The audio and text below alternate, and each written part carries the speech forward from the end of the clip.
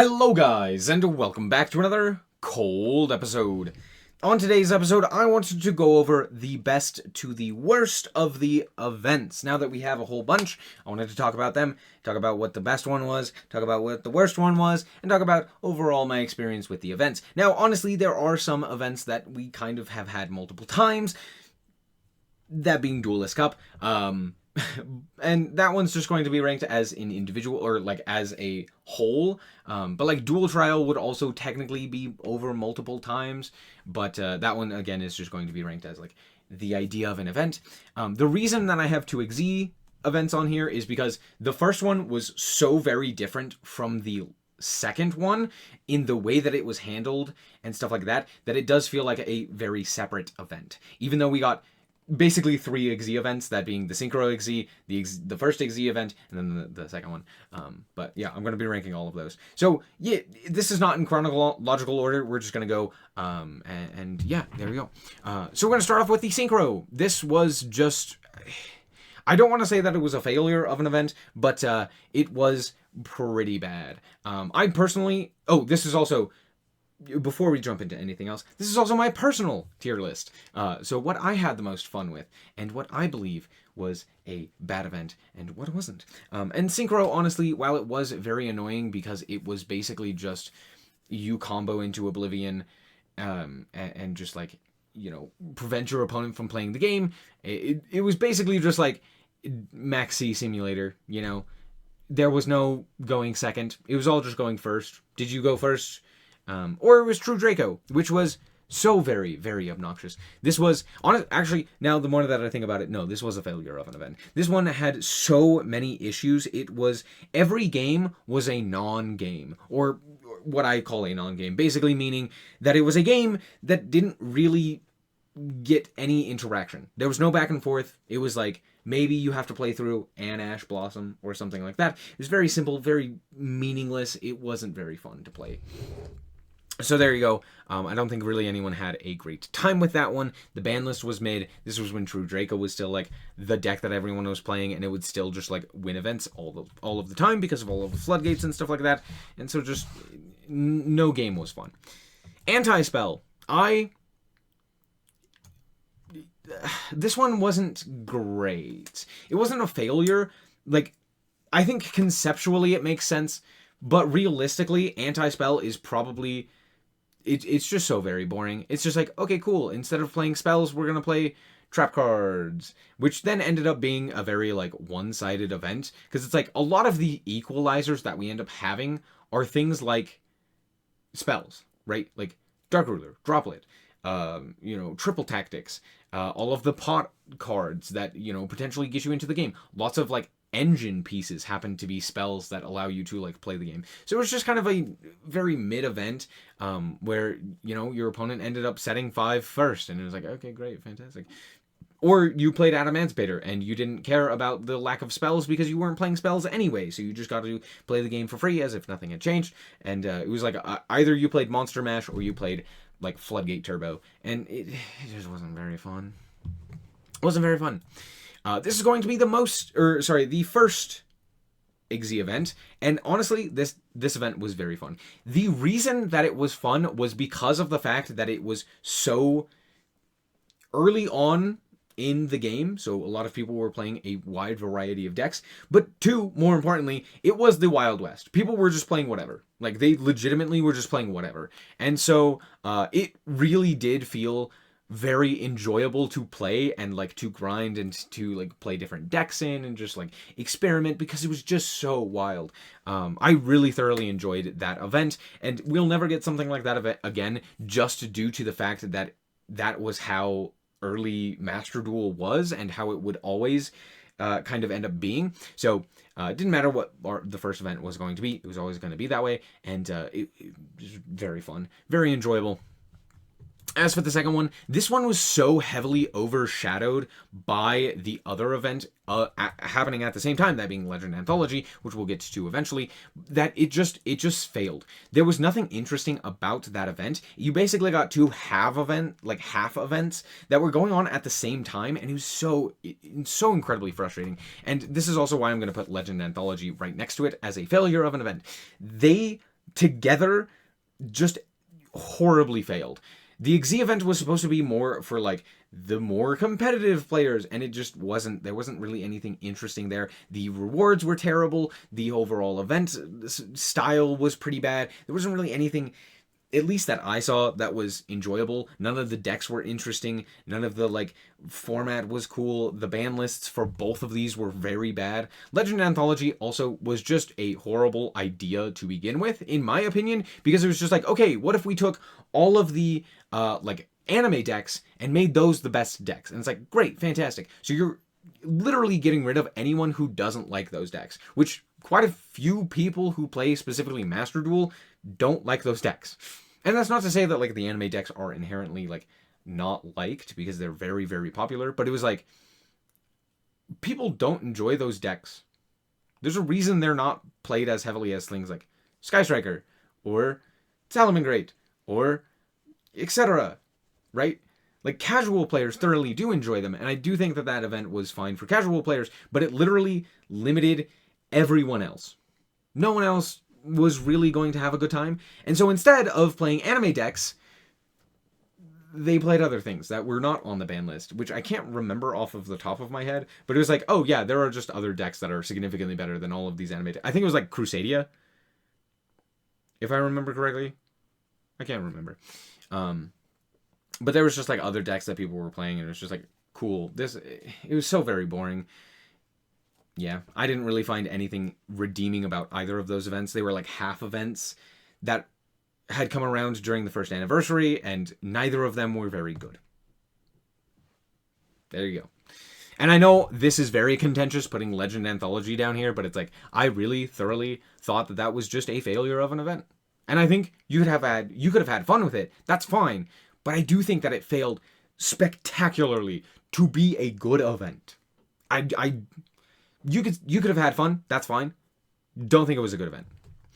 Next up, we have Fusion. Fusion was so very fun. This was right after the Despia stuff had come out, but I believe before Branded.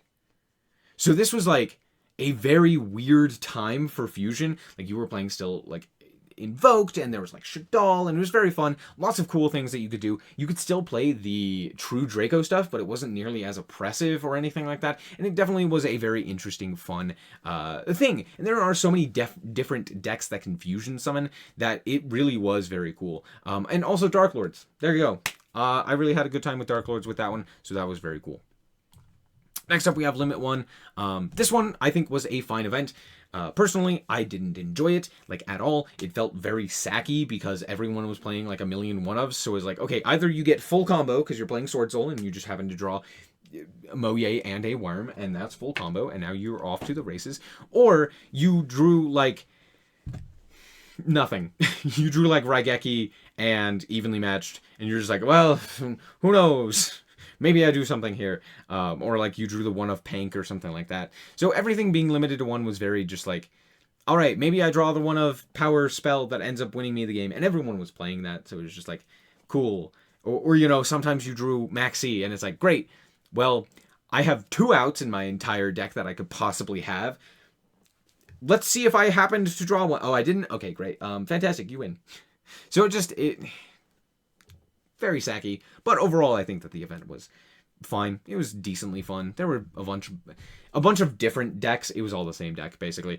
It was all like the same, like 30 cards thrown together and like 10 extra just random cards that you would fill in to facilitate an extra deck. So there you go. Extra Zero.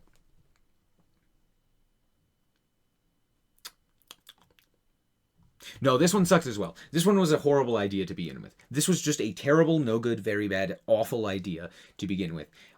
The extra deck is what makes Yu-Gi-Oh! Unique and fun. Taking away the extra deck is, again, very similar to Legend Anthology, where it's like, sure, for casual players, they're going to think that this is amazing. And then it turned out to be absolutely terrible, because it was just like, oh, all right, again, it's just true Draco, or like, there were so very few decks that actually were good. And on top of that, I believe this was when the Flunder deck had just been released. And so it was like, hey, play Flunder. And that was it. You just play Flunder, and that was it. That was the end of the story. And it was super boring. And this was also when Flunder still had the barrier statue. So yeah, this one was just a horrible failure of an event. However, I think barrier statue was banned for the event at the very least. But it's still Flunder. Like, you just play Flunder or True Draco and a myriad of floodgates. It was super boring. Nothing really to get out of it. And then we have the best, the most fun, the absolute pinnacle of what an event should be. That is the NR format. The ban list wasn't perfect, but it was the best that we have had in the Master Duel events. And the actual idea behind it was so phenomenal. Just having a limitation of basically taking away most of the best cards and just kind of stripping down the meta to commons and rares, which anyone could play. Anyone could build any of these new decks. So if you saw a deck, you were just like, yes, I want to play that. And you could play it. And it was fantastic. It was super cool. I don't remember the loner decks. They probably sucked, but it didn't matter because you could just, again, look up anything online and just be like, that one, I want to play that one. You could throw it together in a second. There were a lot of really cool, interesting decks that you could play. Nothing was really overpowered. A lot of people will say like, oh, Megalith was overpowered. And while it was common, it wasn't even the best deck. Like, Metal Foes, True Draco was a better deck. Rank 8 Turbo was a better deck. Like, there were better decks than the deck that people mostly played. The only reason it was the most played was because, like, a YouTuber ended up, like, promoting it and being like, this is the best deck. But all in all, like, the NR format was phenomenal and is still phenomenal to this day because, yes, sure, we got things like Red and Sprite Carrot and stuff like that. But all in all, like, there's still so many cool, fun, interesting things that you could do. Vampire was an actual good deck in NR. That's so cool. There were so many cool things. I love this format. I play it every once in a while. I go back to it and I'm like, yes, it's so fun. Duel Trial is, again, another failure. Okay, it actually wasn't, because the idea was good. The first execution was so miserably bad. But the other two pseudo mini events for Duel Trial were fine. I think the rewards were terrible, sure. But I do think that as a concept, it was pretty good. And I think the execution was a little bit worse. I think overall, though, it was still good. It's like, hey, here's some decks you could try out that are either from like the newest set or just like for some old nostalgia stuff, or like, hey, here are some things from like the anime or what have you. And then you would play them and you get a small reward. Cool. If you wanted to, you did. If you didn't want to, there wasn't any like downside to it. So a lot of people like did complain about this event, but overall I do think that it was better than an absolute failure of an event. I do think that it just overall kind of didn't really have a purpose other than like, hey, if you want to try one of these decks, you can. Which I think is exactly what it should have been. So I think it was fine. The rewards could have been better. Obviously, that's the case with basically all of these. So there you go. We're going to talk about that last, because that's the newest one. Link Regulation was just ranked 2.0.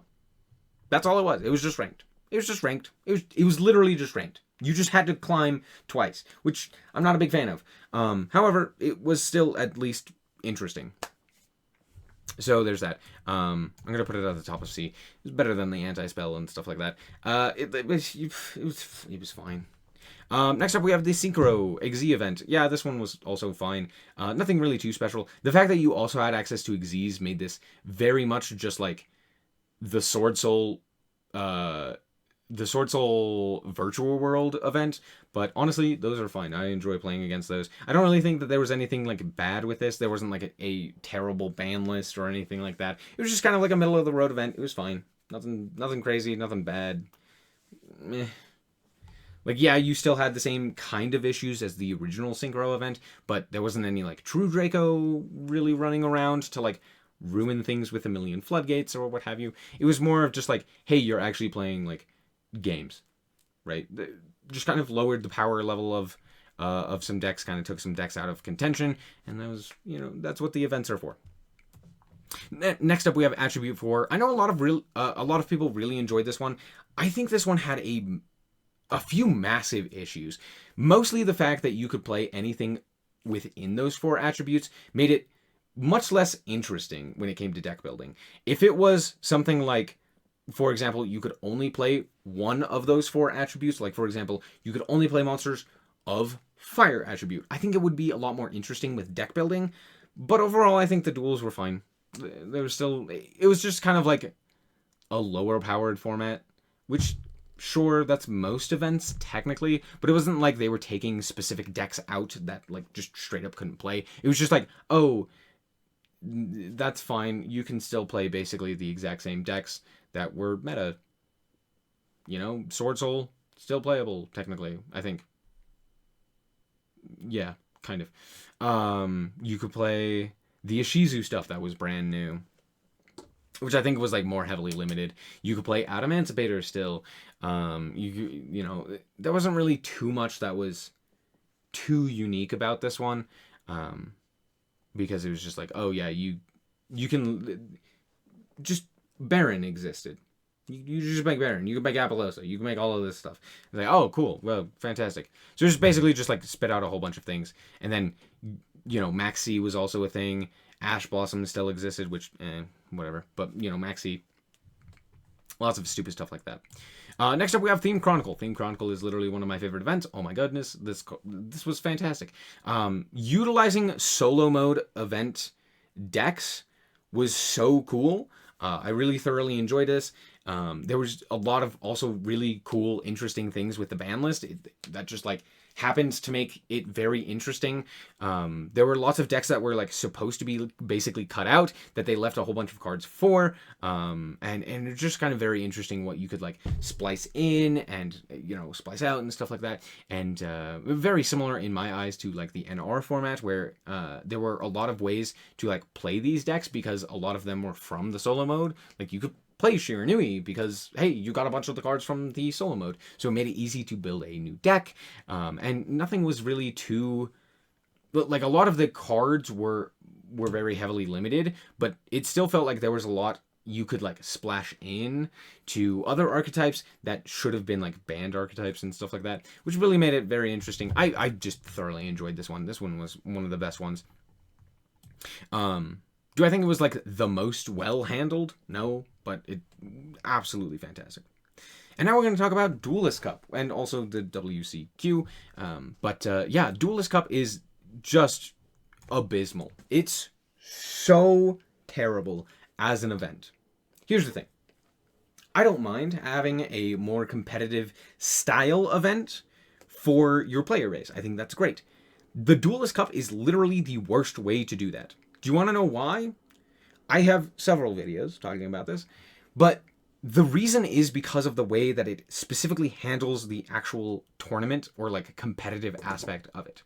I don't mind the ranked 2.0. Obviously, I put Link Festival pretty low, but it's still fine. But yeah, this is basically ranked 2.0 into a terrible, horrible, no good, very bad system that basically incentivizes people to no-life the game, to just play as many hours as possible, putting as many hours as possible to get to top spots. Meaning, instead of incentivizing good play and being good at the game, it is incentivizing players to basically make poor life decisions, right? Which is horrible from a company standpoint.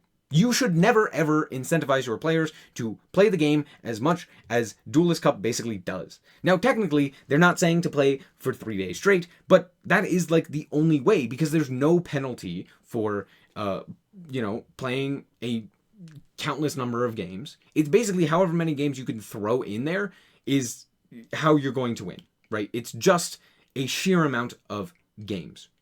It's not win rate or anything like that. You could have a phenomenal win rate, doesn't matter. If someone plays 2,000 games, they're going to win. As long as they have an above 50% win rate, they're going to win. This is a horribly designed mess of an event. Sure, the rewards are great. Sure, the event is basically just competitive events so that you can actually test your mettle if you don't want to climb the regular ranked ladder, but it's also just ranked. Again, so it's not like that you're changing anything. It's just ranked in a ranked season.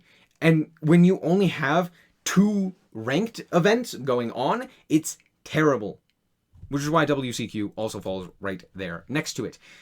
Yeah, look, having a second ranked event isn't great. People want to play the game casually on top of playing it, on ranked, right? People want to have a second game mode. That's why something like League of Legends has ARAM. You have Summoner's Rift, you have that, game mode that's entirely for the more competitive players, or for like the more like structured, balanced format and stuff like that.